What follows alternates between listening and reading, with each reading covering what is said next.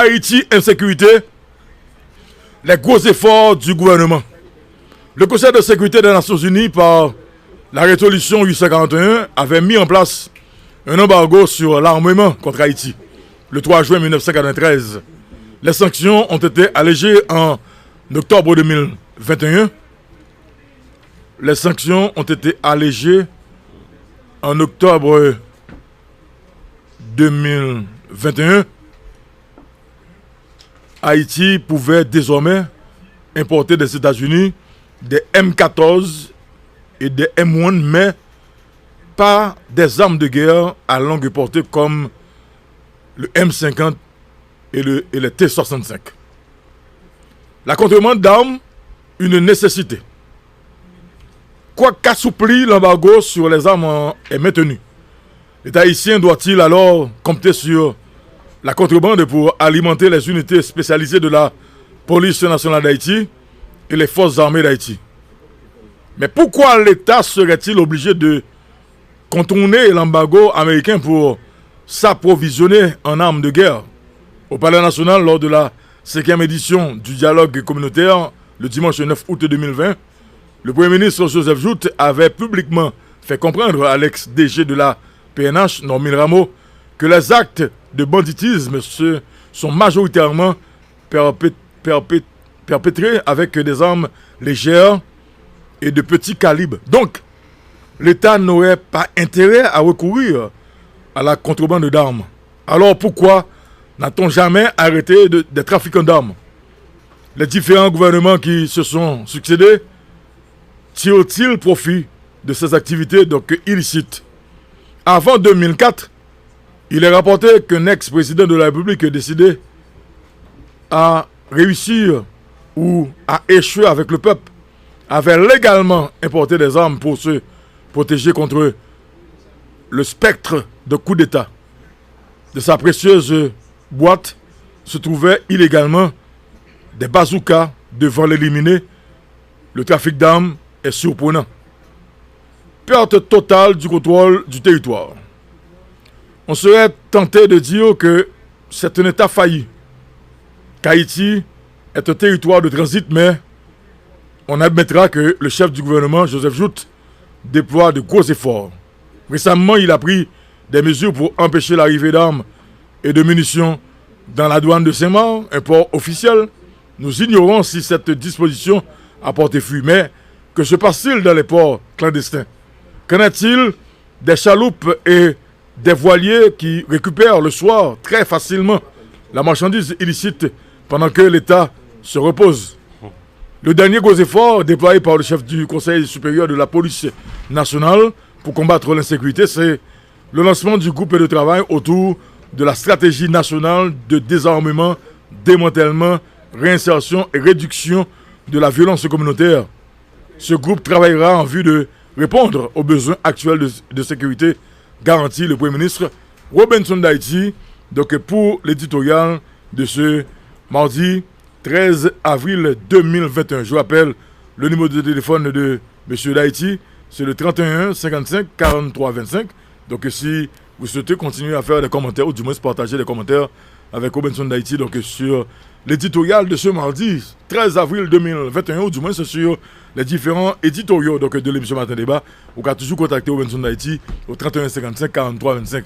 Je rappelle que les éditoriaux de Matin Débat, c'est la pensée même donc, de l'émission Matin Débat. Bonjour, monsieur d'Haïti, comment nous est? Bonjour Matin Débat, bonjour Loco Désir, et bonjour Maître Lexidor, et bonjour à Pierre-Martin Tatout, que je m'attendais depuis hier, Isaïe César, et bonjour à toute l'équipe technique là, auditrices et auditeurs qui attendent l'émission sur Radio Éclair, et spécifiquement sur tous les réseaux sociaux et channel YouTube et Radio Éclair là évidemment. Moi, dans l'éditorial matin, vous parlez de Haïti insécurité, les gros efforts du gouvernement, mais en fait, moi, on pas parler de résultats. Est-ce que gros efforts ça yo pour des résultats? Haïti insécurité, les gros efforts du gouvernement.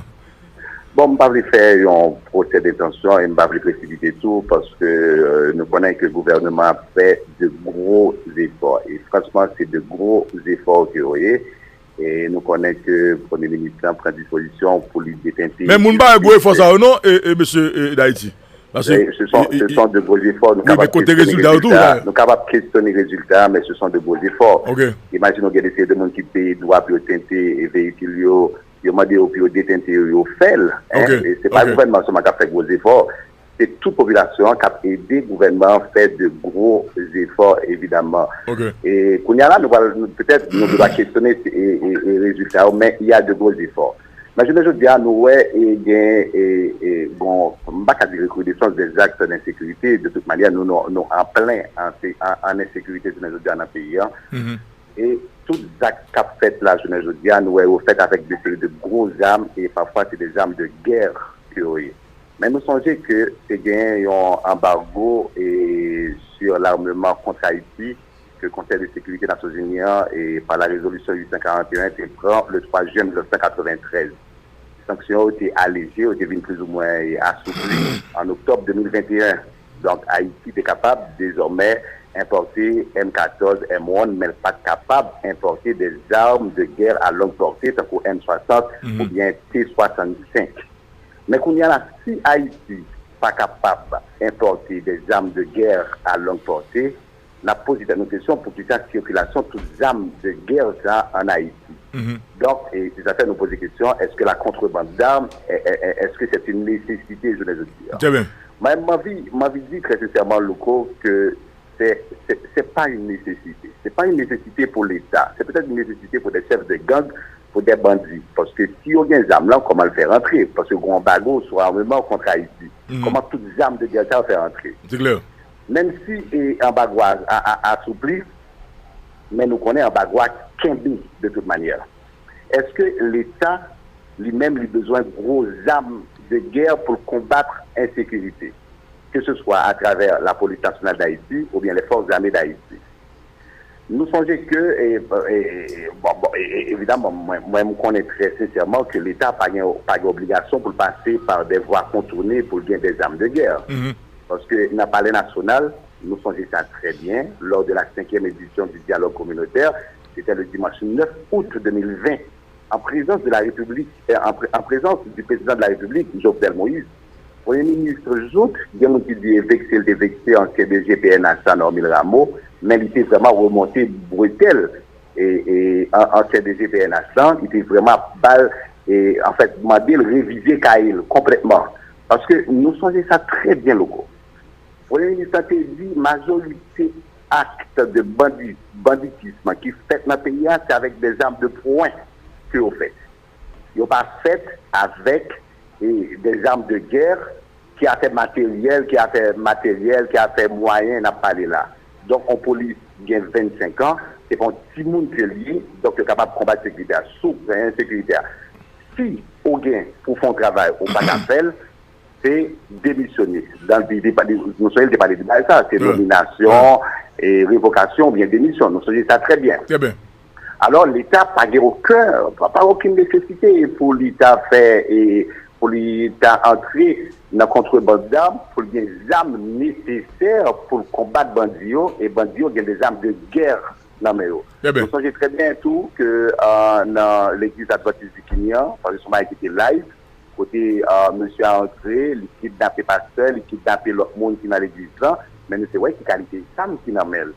Hein? Et c'est pas arme de poing qui n'a mêle.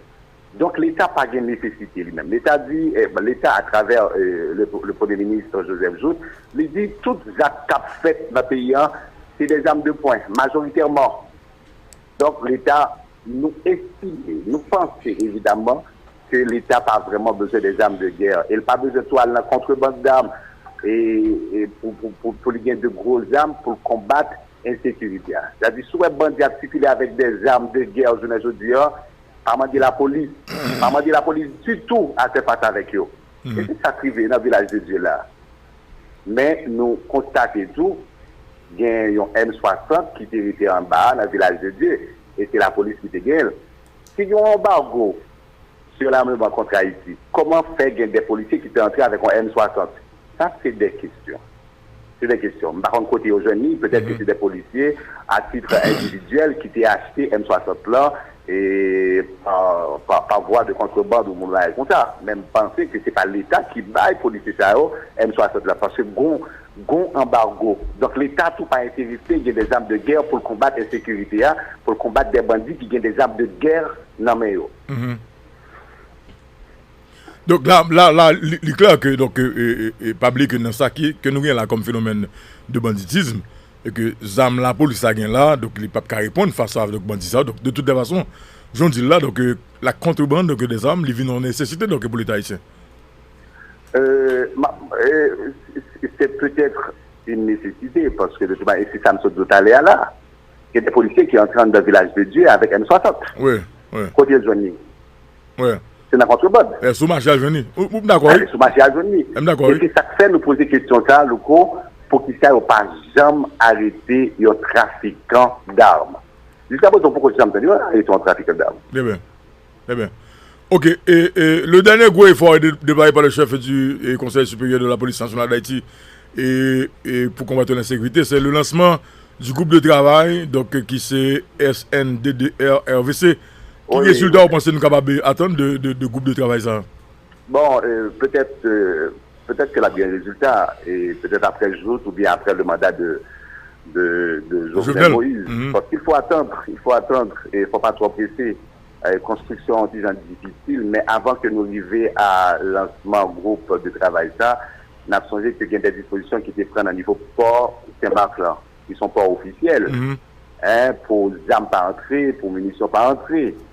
Mais le Premier ministre a dit les 15 mesures ça, mais il n'a pas jamais dit tout, il n'a pas parlé tout de port clandestin, il n'a pas jamais parlé tout de petits chaloupes, de petits voiliers qui, le soir, vers minuit ou bien 1h ou bien 2h du matin, à récupérer les marchandises illégales, à récupérer des armes illégales, pendant que l'État lui-même l'a dormi. Parce que l'État